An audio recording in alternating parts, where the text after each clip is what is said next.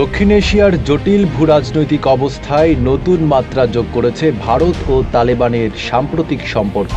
তালেবান সরকারের সঙ্গে ভারতের কূটনৈতিক যোগাযোগ শুধুমাত্র কৌশলগত স্বার্থে নয়, বরং পাকিস্তানের ওপর প্রভাব বিস্তার এবং অঞ্চলে ভারসাম্য রক্ষার প্রচেষ্টার অংশ হিসেবেও দেখা হচ্ছে।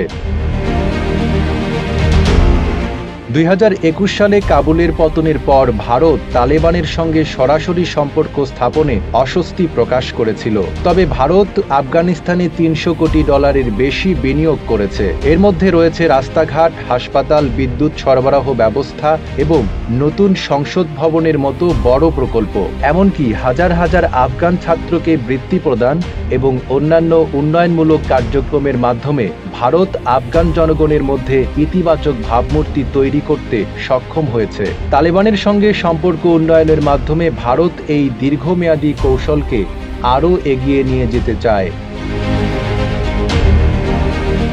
আফগানিস্তানে ভারতের এ বিপুল বিনিয়োগ, উন্নয়ন প্রকল্প এবং কৌশলগত স্বার্থ হঠাৎ করেই ঝুঁকির মধ্যে পড়ে। তবে সাম্প্রতিক সময়ে, বিশেষত দুবাইয়ে ভারতের শীর্ষ কূটনীতিক বিক্রম মিস্রি এবং তালেবানের পররাষ্ট্রমন্ত্রী আমির খান মুত্তাকির বৈঠক এই জটিলতাকে অনেকটাই দূর করেছে। বিশ্লেষকরা মনে করেন, তালেবানের সঙ্গে সম্পর্কের মাধ্যমে ভারত একদিকে আফগানিস্তানে তার প্রভাব পুনঃপ্রতিষ্ঠার চেষ্টা করছে, অন্যদিকে পাকিস্তানের প্রভাবকে সংকুচিত করার কৌশল নিচ্ছে।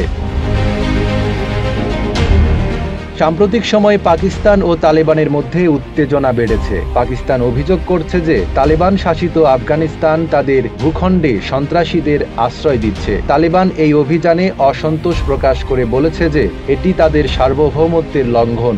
এই উত্তেজনা ভারতের জন্য কৌশলগত সুবিধার সুযোগ তৈরি করেছে। পাকিস্তান এবং তালেবানের সম্পর্কের অবনতির মধ্যে ভারত আফগানিস্তানে কূটনৈতিক উপস্থিতি বাড়িয়ে সেখানে একটি শক্তিশালী অবস্থান তৈরি করতে চায়।